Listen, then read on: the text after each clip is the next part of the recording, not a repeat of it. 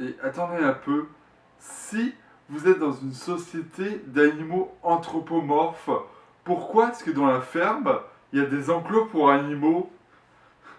Je veux dire, vu qu'il n'y a pas d'humains dans votre monde, ce sont les animaux eux-mêmes qui tiennent la ferme. Alors du coup, ça voudrait dire quoi? Que les animaux s'enferment eux-mêmes? Pourquoi? C'est quoi, une coutume du coin? Tous les jeudis à 14h, vous faites ça? Et là, en fait, vous savez, quand on crée des animaux anthropomorphes, généralement, il y a plusieurs approches.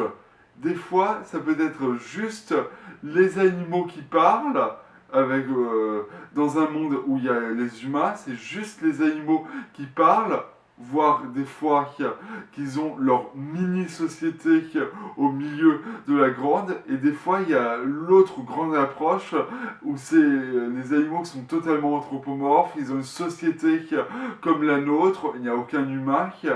Et ben, j'ai l'impression que dans Rocco, ils ont voulu tout miser sur la deuxième approche, mais que par certains aspects, ils l'ont mélangé à la première. Ça n'a pas de sens. Alors, en apparence, on pourrait penser que, en effet, tout va bien comme le dit Patou, que tous leurs ennuis sont finis, sauf que, entre le fait que tous les dégâts qu'il y avait avec la ferme qui était inondée sont réparés, le fait que tous les méchants sont encore libres, que certaines intrigues comme Edmond qui pourrait éventuellement devenir vraiment un chat sont abandonnées, ou encore que personne ne rappelle le fait que tous les animaux de la ferme n'ont pas cessé d'être détestables. Quand on prend tout ça, franchement, je ne peux pas arriver à une autre conclusion que le film n'a plus aucune conséquence. Aucune. Quel intérêt de voir le film alors? Mais non, t'exagères, il y a un personnage qui évolue dans le film. Ah oui? Quoi? Eh ben, Patou a appris à lasser ses chaussures.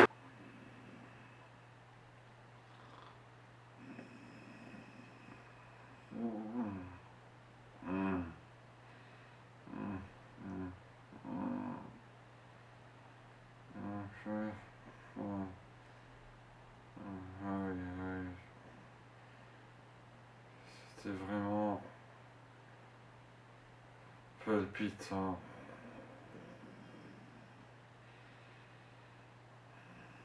Et pour parler du contexte, il y a plusieurs choses. C'est que d'une part, je reviens sur ce plan.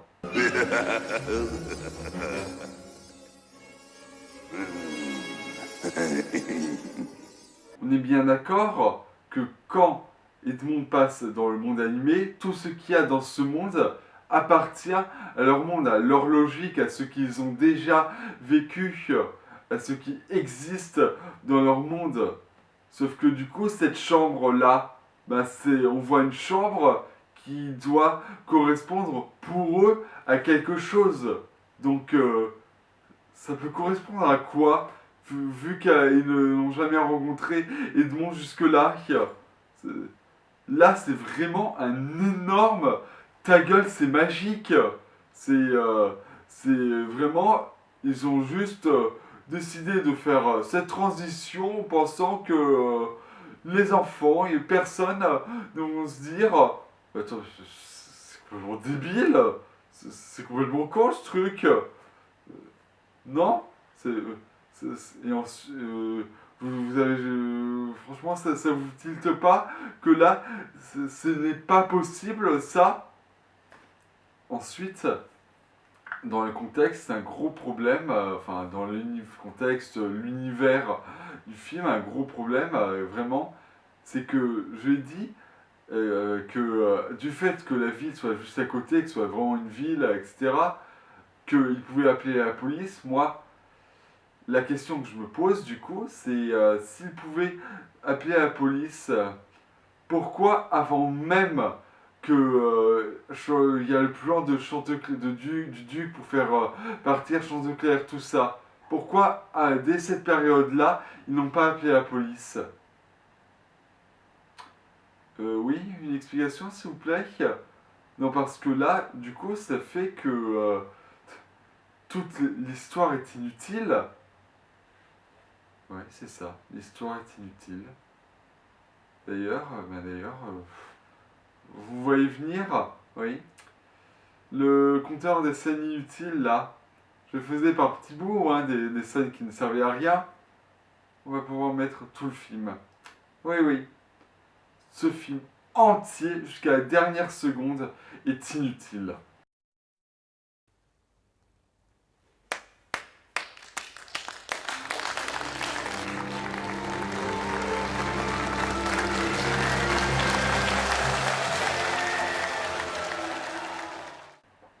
Sérieux, quoi, ça n'a aucun sens, c'est incohérent.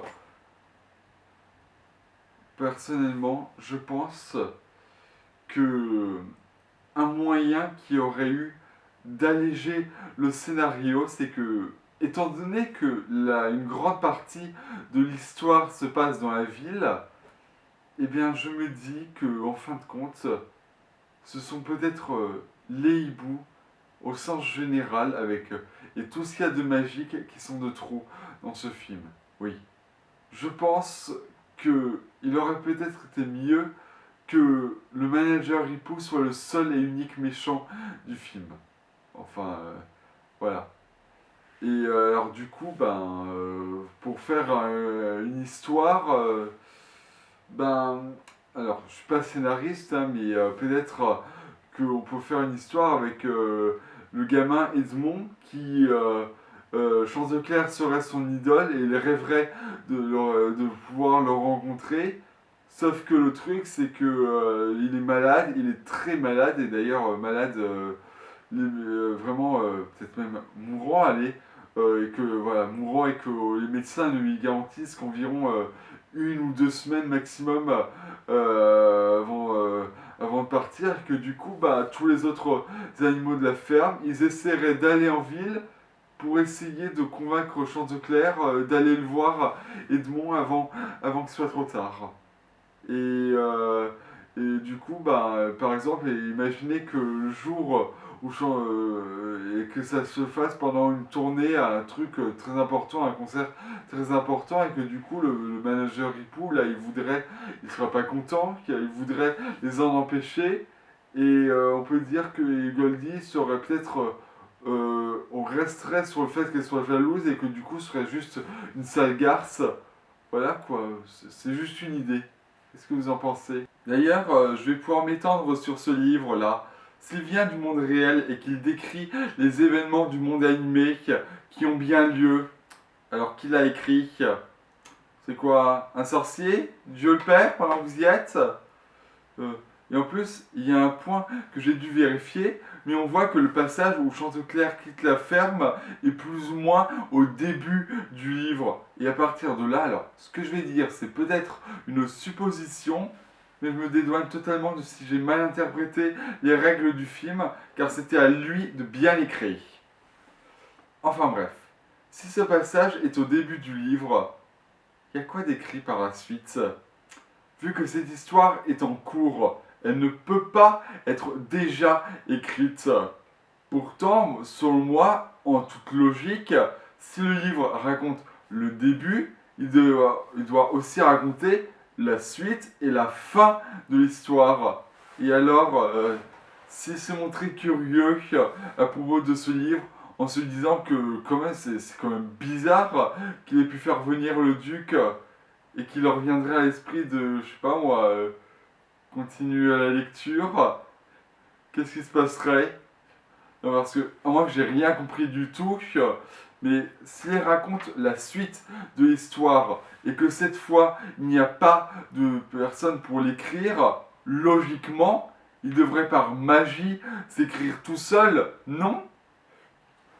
Et s'il s'écrit tout seul, en arrivant au passage où ils essaieraient de voir ce qui se passe après, qu'est-ce qui pourrait être écrit? En fait, ça les amènera à lire un passage où il est écrit qu'ils regardent lire, qu'ils racontent qu'ils sont en train de lire le bouquin, et donc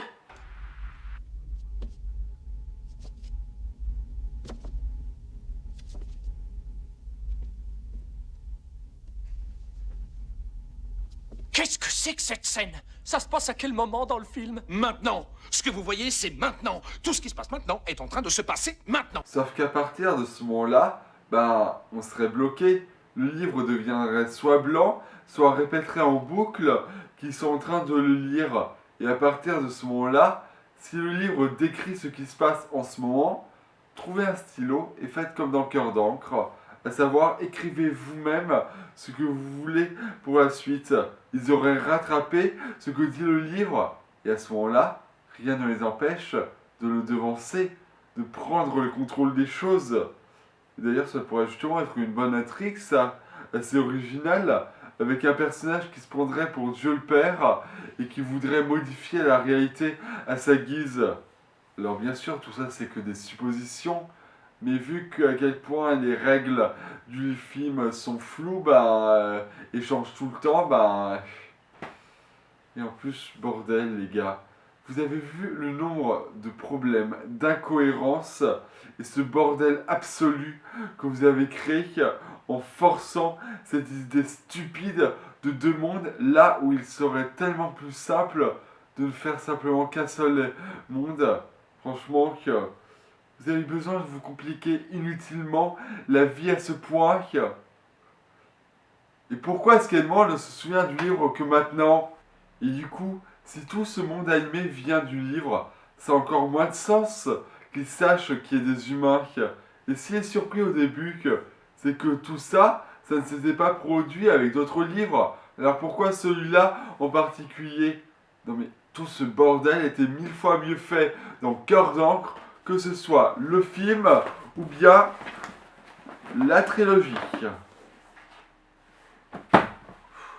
Mais franchement, entre les deux, il y a quand même une situation qui est quand même beaucoup plus simple que l'autre, non? Vous trouvez pas? Et en plus, si la façon dont Edmond revenait dans le monde réel, c'était parce qu'il était mort, est-ce que ça veut dire que les animaux vont devoir le tuer de nouveau pour qu'il revienne dans son monde? Sinon, à quoi ça a servi qu'il meure? Sinon, on va faire du drame forcé. Non mais franchement, c'est dingue quoi. Quelle que soit la façon dont on tourne la chose, le résultat est mauvais. Alors, introduction de l'arc d'Edmond ou pas, franchement, si c'était pour créer un tel merdier, c'était pas nécessaire. Merci, vous pouvez le garder. En tout cas, ça y est. On arrive enfin au générique de fin. Attendez, c'est quoi ça? J'ai toujours les lacets des faits. Ouais. Note que le monde a l'air défait. Quoi? Il y a une chanson à partir de ça, et aussi loin dans le générique de fin, alors qu'on pensait que c'était fini? Non. Non.